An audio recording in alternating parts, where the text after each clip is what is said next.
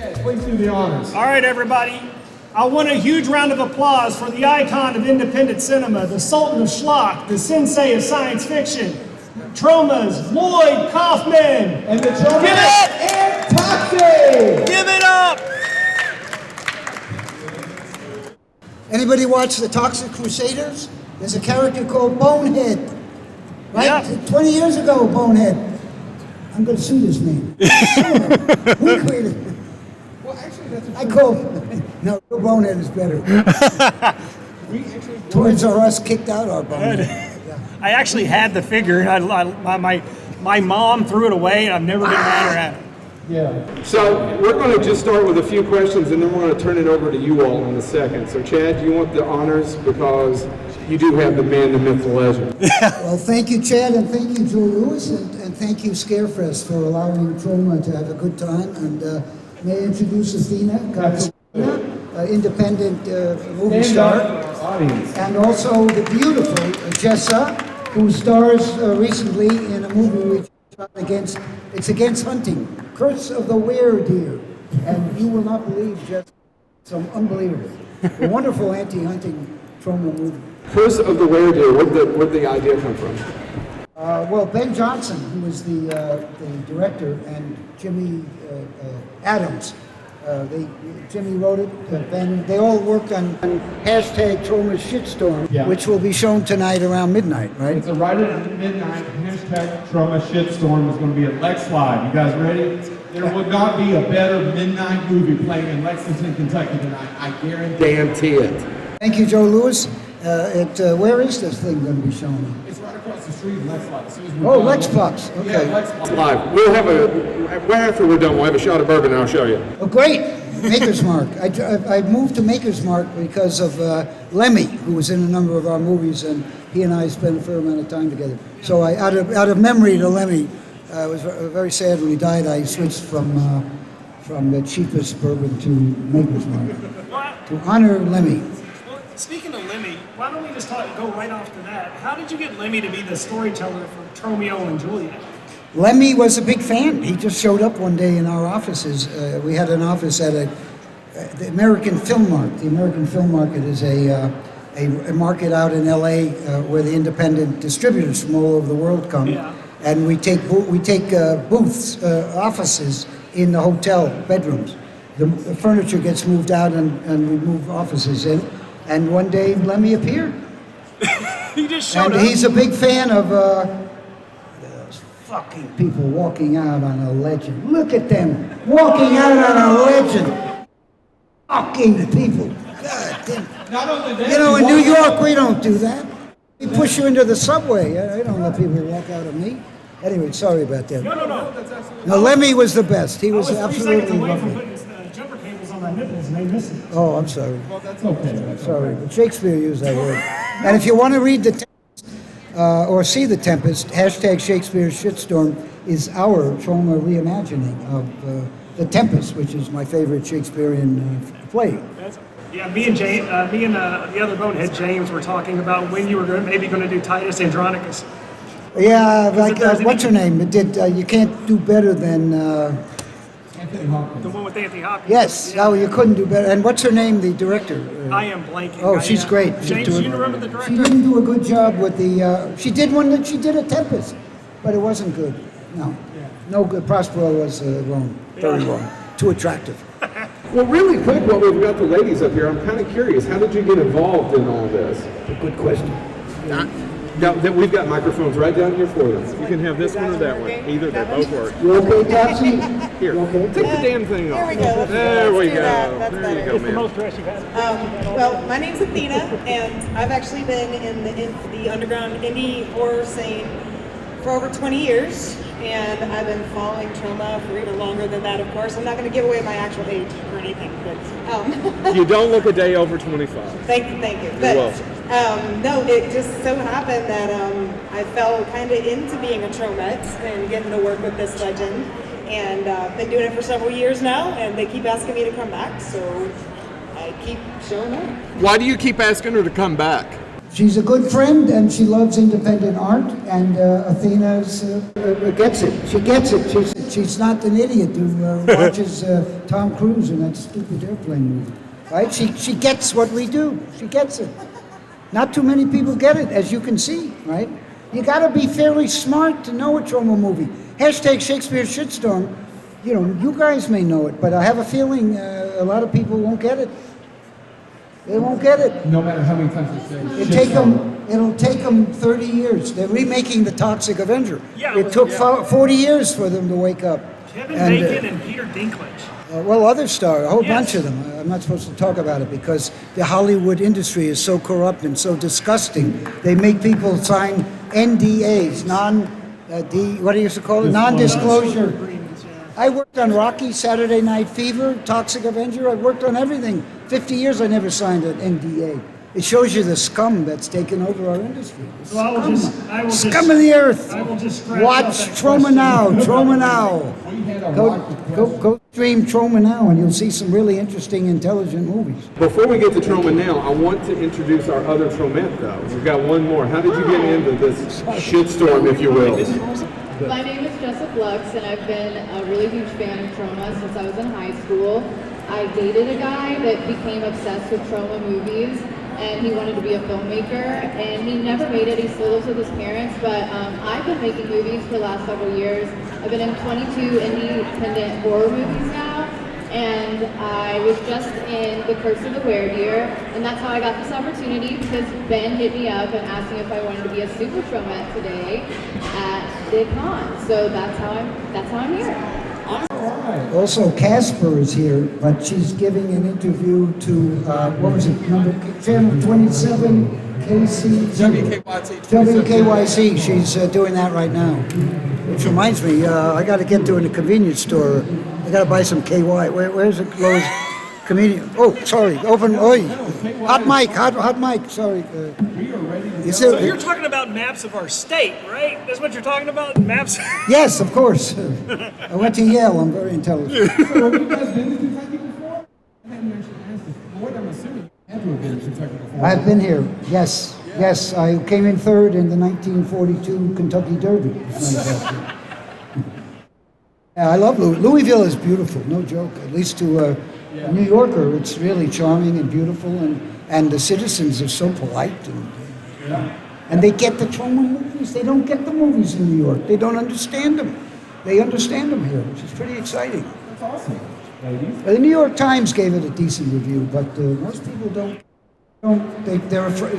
They get confused by all the sex and violence and singing and dancing. Do you guys get confused by sex and violence? Well, the critics and the No! very good music, very good. We have an orchestral score. It's a serious movie, and if there are any professors in the audience, I think you'd get a kick out. What?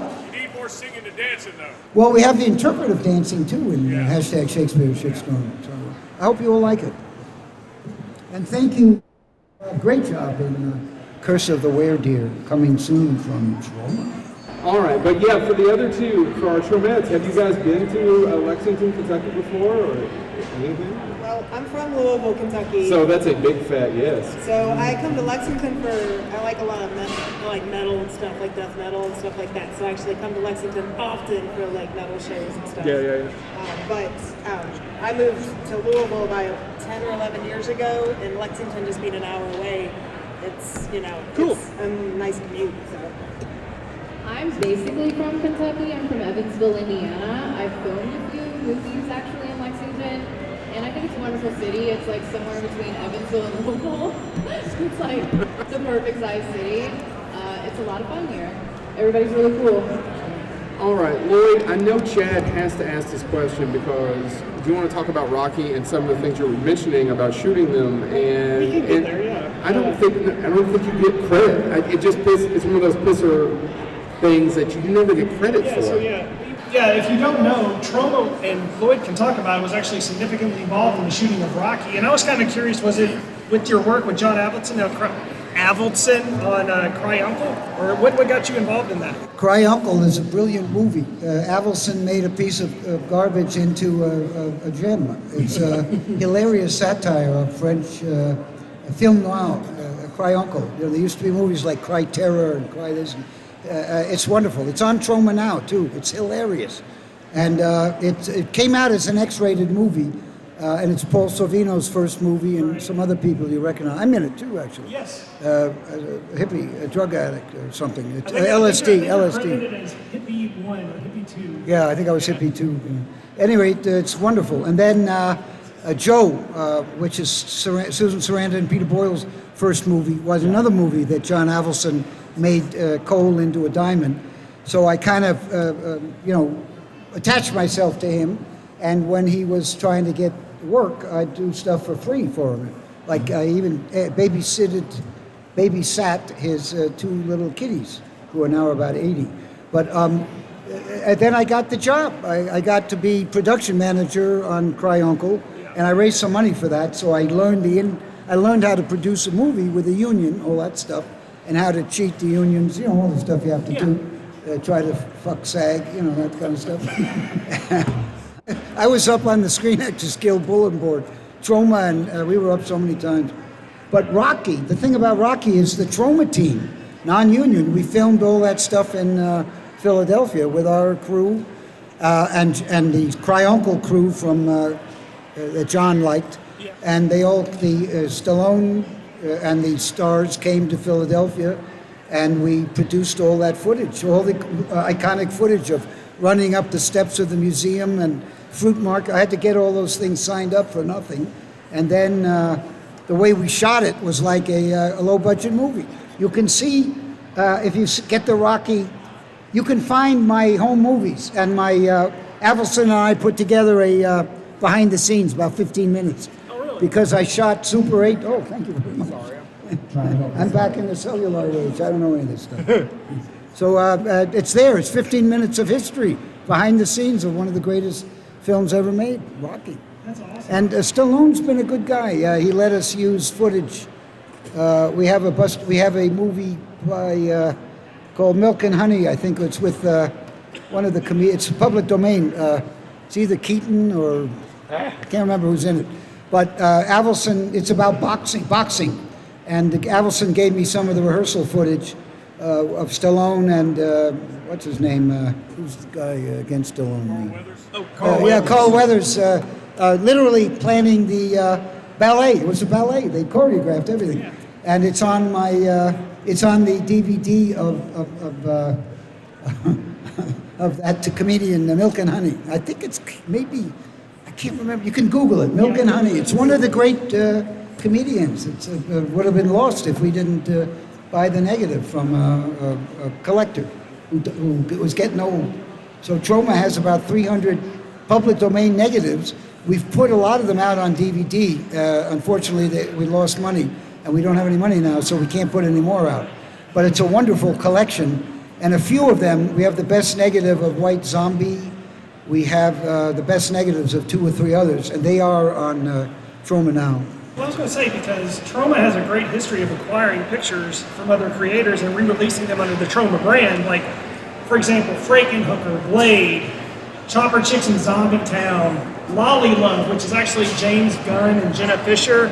Jenna Fisher actually wrote and directed it, so if you're a fan of Jenna Fisher in The Office, highly recommend checking out. Is that where Jenna and Jen met? Because they were married, right? Where they met was on that movie? No, they met back in St. Louis. I think they knew each other in high school. Yeah, but Lolly Love is produced, you can buy it through Troma now, so I was just kind of curious as a... Lolly Love is very good. It's very charming, and Jenna directed it, and it's not disgusting, but I did do a good interview. She does a great interview on the DVD. It's terrific. Where Awesome. You can see how smart and charming she is. So as a result, you've exposed modern audiences to pictures that have been lost to time in a lot of ways. Well, those negatives, Buster Keaton's movies would have been lost to us. MGM wasn't saving them, and Raymond Rohrauer, basically a pirate, had collections of them. He took Buster Keaton to Europe, and it became a sensation again.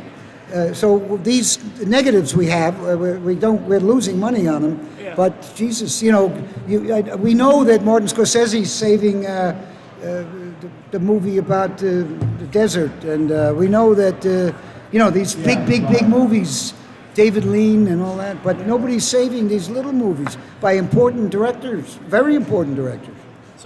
I mean, are you right? doing that? Joseph H. Lewis, those of you who have a bit of history, his first movie is with Bela Lugosi. It's one of those that are in the Rowan collection. Oh, wow. You can get them if you want. They're really cheap on traumadirect.com. That's our store, or online store.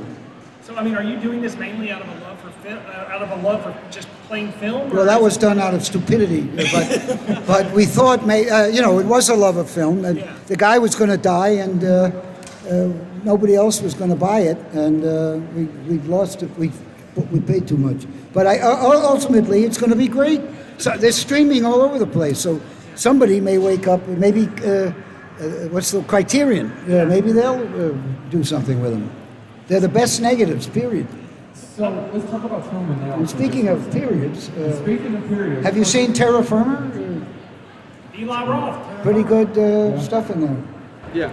So talk a little bit about Troma Now. So it's available on most streaming services, correct? We've got it on Yes, Roku, Joe. Apple, Google, and it's only $4.99 a month. And you have access to what? Well, first of all, the first month, Joe, is free. Free. It's free. No, don't do that. They're going someone's eye. We can pass them out, or you can just take them. hold on. Don't throw them. Pass them out. Thank you. First month is free, so you can. There's probably 1,000 movies, shorts, documentaries. We're putting up the entire studio, 50 years. We started about 15 years ago, so it's growing, and we've got a good subscriber base, and the people like it. Nobody leaves, but it's very small. We don't advertise. We don't have, like Tesla, we don't have enough money to advertise. So he reads the Wall Street Journal.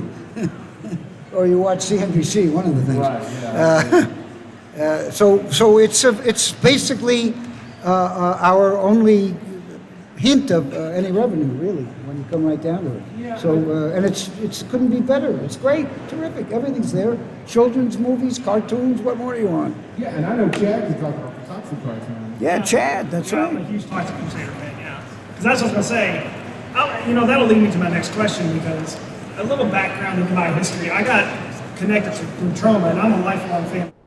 I was a fan of Toxic Crusader, and that's how I found out about Troma.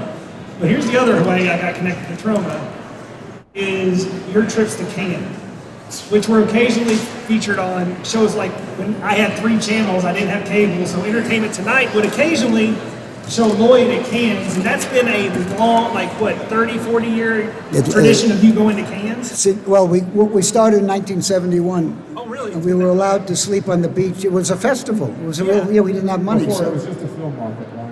no, before it was a festival. Now it's just bullshit about Yes. perfume and people's $200,000 dresses. And by the way, the movie that won the Cannes Palme d'Or, Yeah. called Triangle of Tragedy, won the Palme d'Or. It's a fucking #Shakespeare shitstorm, filmed before COVID. Tell me a guy didn't see that, our movie. Yeah. And our movie's better, God. It's better. You'll see the Triangle of Tragedy. It's okay, but it's boring. They're trying to be Cary Grant and have people vomiting and shitting, but it's not funny. And it's also long stretches of people trying to be Cary Grant, and they didn't make it. They're French. Of course not. So what made you want to go to Cannes and promote Troma there? And It was. something to do? Well, we met a guy, again, this is all 1971-ish. Right. Menachem Golan was a crooked Going Globus. Let's not, can we put them both together? film producers. Canyon. So they slickered us to give them some rights at one point. So I went with them. I don't know, somehow I went to Cannes, and they were making deals on napkins or something. And they put up a poster of a film that didn't exist, and then people would, they get French, German, Italian to put up money for the rights, and then they'd make the movie. And they did this pyramid scheme up into the 80s. Yeah. Watch Electric Boogaloo. That's right. Yeah, it's a very good documentary. Anyway, they're total crooks, and they suckered us into making a movie in Israel. So we made the worst film ever made. No joke. Horrible. Big Gus, what's the fuss? It was a spin-off from Sugar Cookies. There was a fat kid who was in love with his uncle in Sugar Cookies. and ends up running down Broadway in a negligee with lipstick. 1971, very good movie. Lynn Lowry was discovered. Mary Warner was in it. A lot of Warhol people. It's pretty good. But Big Gus Whistle Fuss garbage. And Menachem. Anyway, enough about that. But that's what got us over to Cannes, because that was their thing. So I made leaflets, and I put the leaflets on the car windows, and eventually, when we started to have money, we would rent a couple of apartments, and we'd take Toxie and Kabuki Man and Tromy the Nuclear Rodent and whoever was acting in our movies. James Gunn went with us once, and a few others, and we'd make a lot of noise and have parades and street theater, and it was famous. But the Cannes Festival didn't like it because it was too festival. So a couple of years, they pretty much drove us out. I was going to say, because it kind of became... Hold on, I don't mean to interrupt you. No, go. But there's a documentary, if you want to see it. There's about 10 minutes of from, what is it, from festival to something. Anyway, it shows how Cannes is really, they beat up the guy playing Toxie. It was very bad. And Disney had all sorts of masks and costumes, so it had nothing to do with that. It was just they didn't want us there. We were getting publicity without spending $500,000 for an MTV party, right? Where people, where all you get are the staff people. Well, and a prime example of this, and I highly recommend, if you have time, go to YouTube and just YouTube Troma at Cannes. There's a great example of that. There's a Jean-Claude Van Damme at his height was coming, like the press was there to meet him. He was going to get off a boat on the dock and answer questions. Well, Troma showed up, and the publicist, there's video of the publicist just going livid as Troma's sitting there trying to get the audience. And Jean-Claude Van Damme, in typical form, he comes up there and does what? He just waves at him, doesn't even get off the boat, and drives off. And the press is pissed. So what do? It now becomes a Troma press conference, and Troma is just sitting there taking questions and answering and talking about Troma and talking about how Cannes is awful.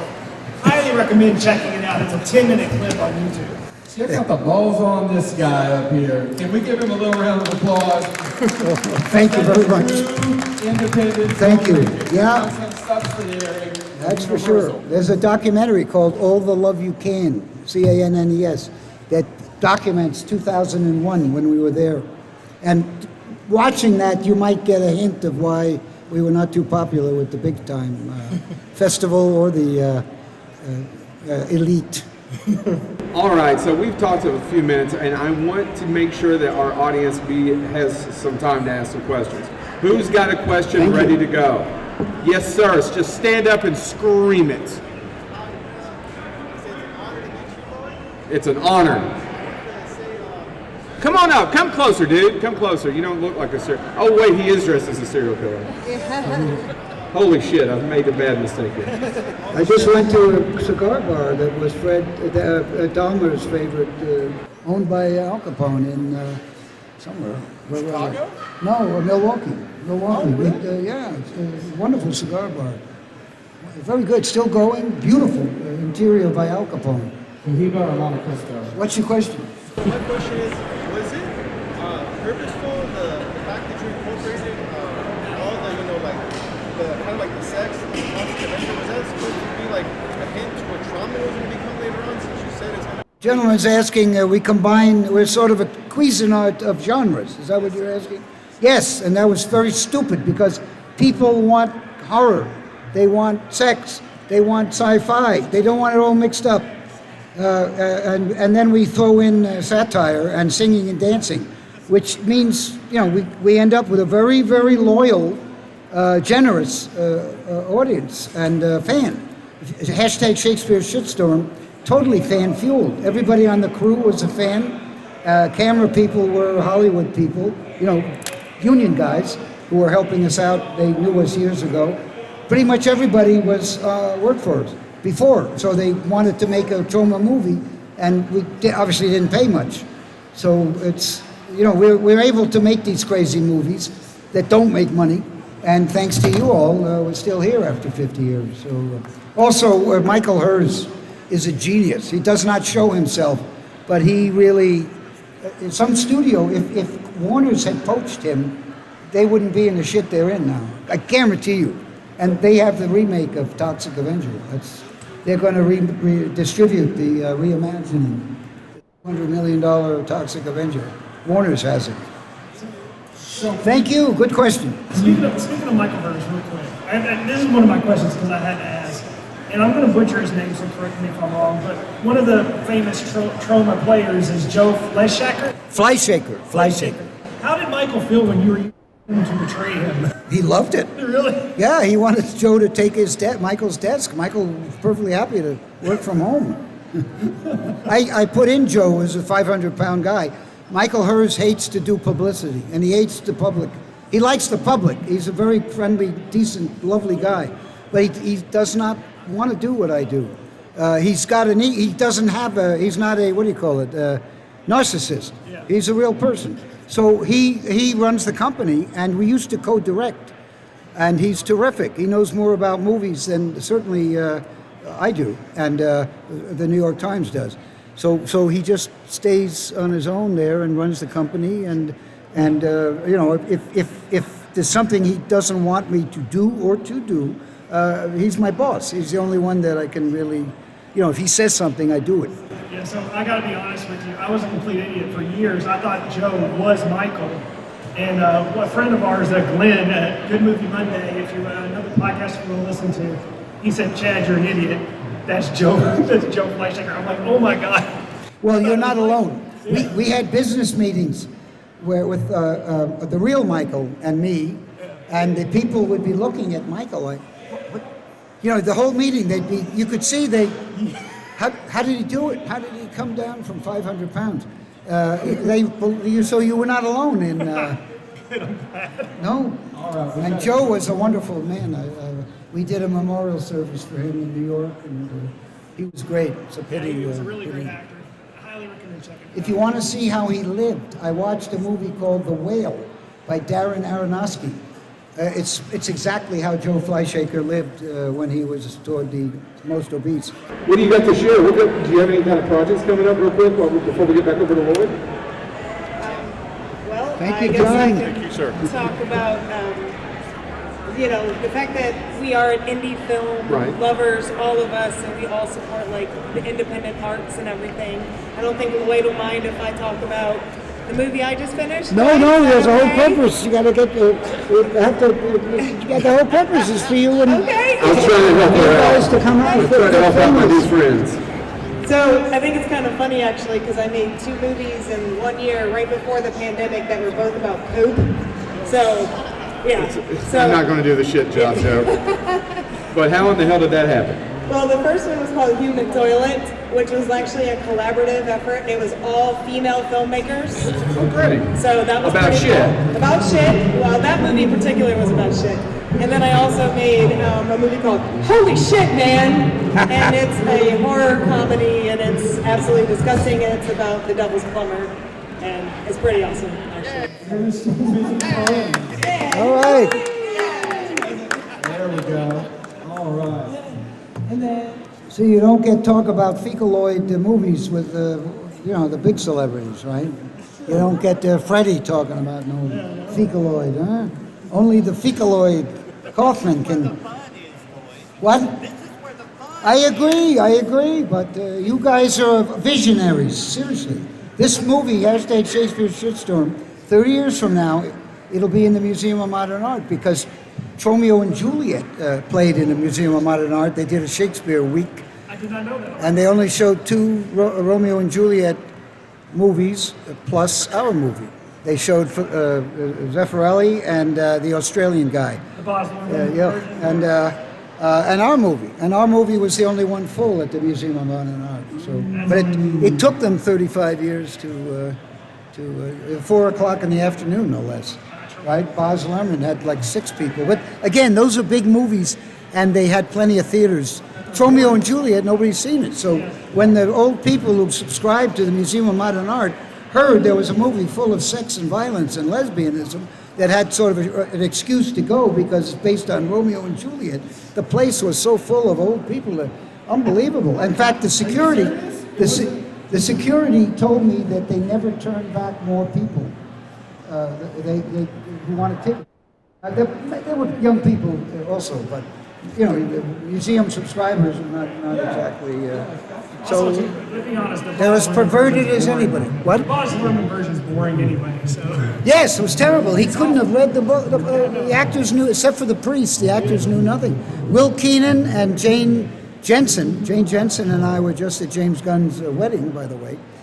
She's terrific. She looks amazing. She and Will Keenan, our actors actually had studied Shakespeare. They knew what they were saying. Yeah. I don't think they knew that in the Zeffirelli one, in my opinion, 1968. It's very good. It's a weeper, though. It's very exploitative. Other than have you seen that one, Zeffirelli, John? I haven't seen it. Saw it in 1968. You have to see it again with your. Why? Because of certain body. It's like 1 second of Olivia Hussey's breast. And That's all I need. we in Yale University, it was all boys in those days. And I was one of the very few heterosexuals. You will know Olivia Hussey also from the miniseries It, from Stephen King's It from 1990 as well. But I want to get back over to what you've got coming up as well before we go back over to Lloyd for more questions. Hi, Hi. it's Jessa again. I've done so many movies in the last year, 2 years.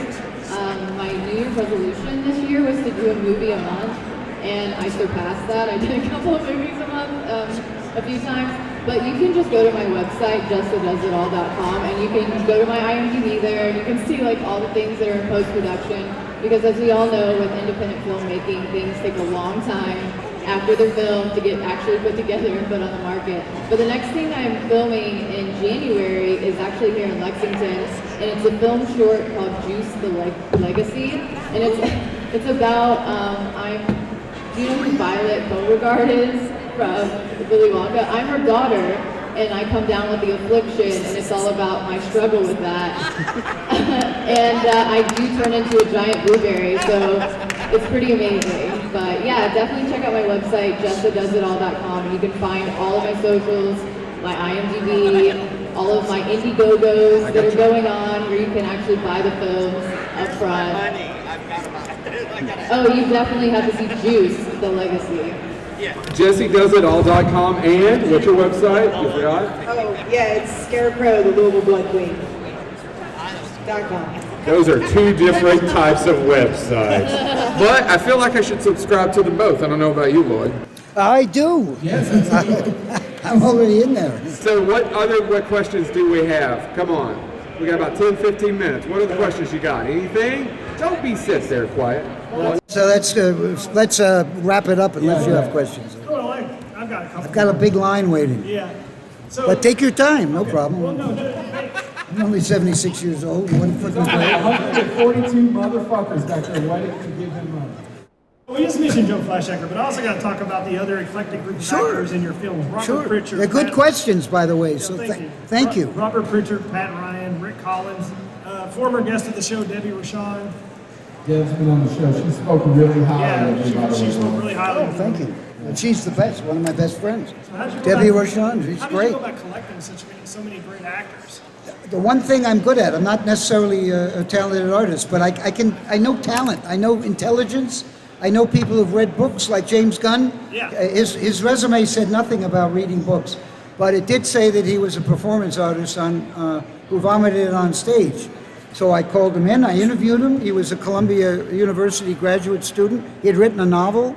Yeah. Hey, to be my assistant, I think that's pretty qualified. That's awesome. So, but it wasn't that got him on the trauma team. It's the fact that he had on his resume, he vomits on stage. The point is, you've got to look, Trey Parker and Matt Stone, I just got lucky. But I knew that film, I was the only one, Michael Hers, my wife and I. They took it to us first, Trey Parker and Matt Stone, Cannibal the Musical. Right. We loved it, but we couldn't give them money. We didn't have any money. Right. So we told them, go to all the big distributors.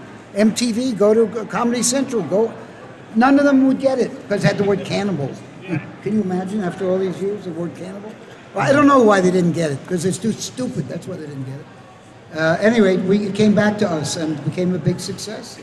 And they put me in their movie, the next one, Orgasmo. And they're great. They couldn't be nicer. And Trey Parker and Matt Stone get better and better. The cartoons are incredible. They're just better and better and better. James Gunn, he's brilliant. He's brilliant. He wrote a little poem that he had the star of the Galaxy, Chris Pratt, read. In the program, it said Old Irish Poem. And James wrote it. Nothing rhymed, of course, but it was hilarious. And Chris Pratt read it. He had rehearsed it. Yeah. So you were ready for kind of a serious wedding sentimental prayer, and it was hilarious. Do you remember the poem?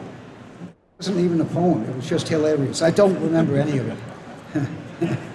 It's another planet. So the point is, I can recognize talent. No question about it.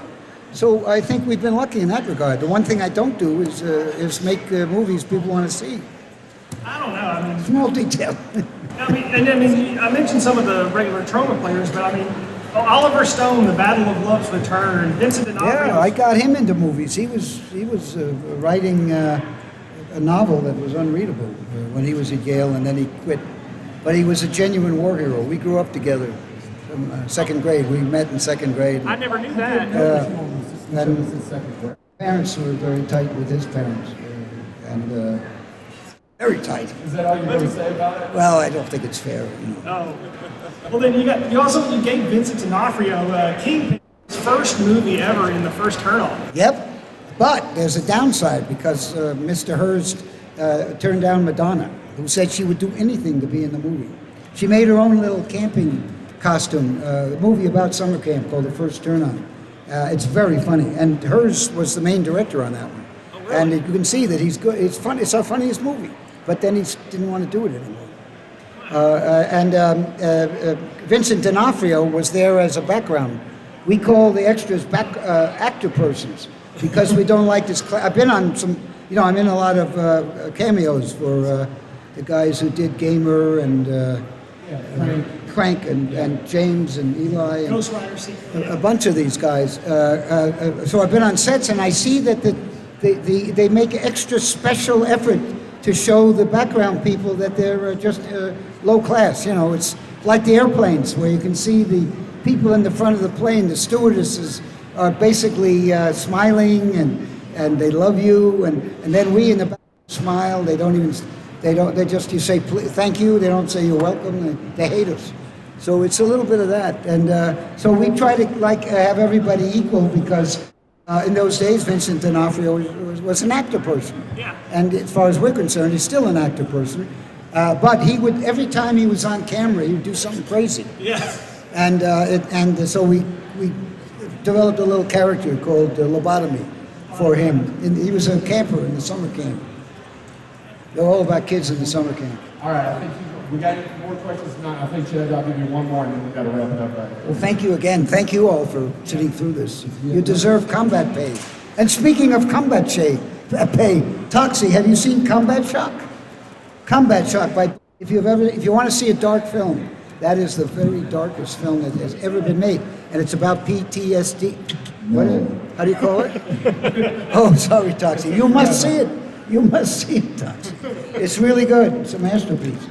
And Buddy's gone on to direct Washington. She's no good. Kerry Washington.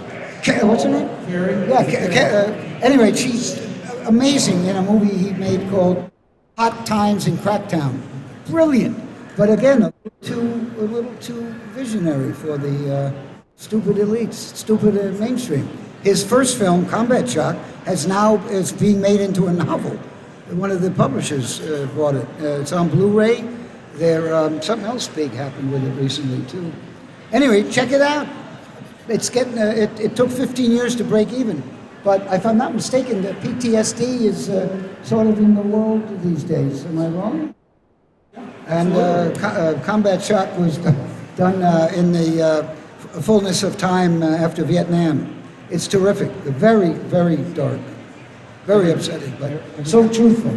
Yeah, every time you talk about shell shock and PTSD, I think of that great George Carlin euphemism.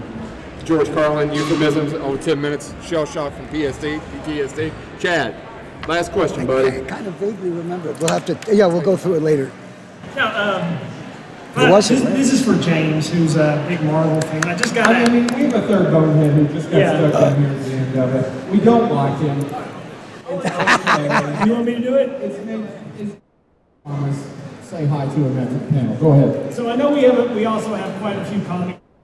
So Troma has a long history with Marvel and Stan Lee. There's a great interview again on YouTube where you can find Stan Lee like just complaining about the fact that Lloyd will not work with him on a certain project. I met Stan, I discovered, among other, at the Yale, the only thing I learned about was movies and drugs and comic books. And comic books, the guy next door had these Marvel comic books. I wasn't allowed to read them as a child. I wasn't allowed to read comic books. And they're so beautiful. And the way Stan would use alliteration, you know, sexy Steve Ditko, or, he'd give his inkers, make them famous, which I try to do with our helpers and our Tromettes and our own actors.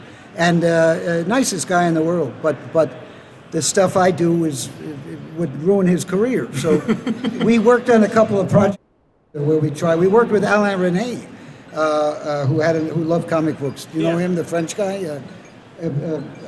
Some of the years at Marienbad, and Alain Resnais, R-E-S-N-A-I-S. He's dead, of course, but a wonderful French filmmaker, really major guy. And he hung out when we were shooting Battle of Love's Return, when Oliver and I were nobody. And I'm still nobody, but So the point is that Stan Lee's been a major influence. The Troma universe, it's copied from Marvel, of course. Yeah, I was kind of curious because you said you didn't grow up with comic books. So I No, was like, but I searched Stan out after school. Yeah. I went to find him. He was in New York at the time. He wasn't really the famous Stan Lee. The company was called Magazine Management, and Stan was the chief editor at the time. And Jim Salicrup, who edited the Toxic Avenger comic books, he had been there since he was 13 years old at Marvel. Yeah. And he was now an editor, and he and Stan pushed them to make Toxic Avenger comic books. Yeah. So I guess was it that late introduction to comics that really made you want to go and do movies like Toxic Avenger, Sergeant Kabuki Man, NYPD? I think certainly the Marvel Universe, without a doubt. I mean, if you look at the Toxic Avenger, this Spider-Man, or in fact, Stan Lee did a interview to one of my books, a foreword to one of my books where he says, in the same way that Spider-Man changed the face of movie superheroes, Toxic changed the face of cinema movie superhuman. We can't say superheroes because Marvel and Warner Brothers own superhero. So when Toxic was on their comic books, he was a superhero. But when we put out when Marvel went bust, and we put our own comic books out, calling Toxic a superhero, we got lawyers' letters from Marvel. So all we can say now is superhero. And of course, as stupid as they were, they tried to get rid of James Gunn and his fans, and DC Comics came to the rescue. So they had a lot of stupid people all over the world. Not Stan Lee, he was great. We were really good friends. He loved my wife, no joke. And his wife was wonderful. He was great. His wife wrote novels and made a wicked Marvel martini, really good. I thought you were going to say make a wicked lasagna, and I was like, can we have the recipe? Oh, anyway, she was lovely, Joan. Let's give it up for the man, the legend, And Jessa, yes, and our Troma Athena, and Casper. Casper is not here. And Toxic. And Taylor Christian, who made it all possible. Troma now, thank you. Troma now. Lloyd is going to be at his table with the Tromas all weekend long. Stop by, buy some stuff, get some stories, do some signatures, have a good time. This has been Boneheads Live. Come on. Woo! And we have free stickers up here.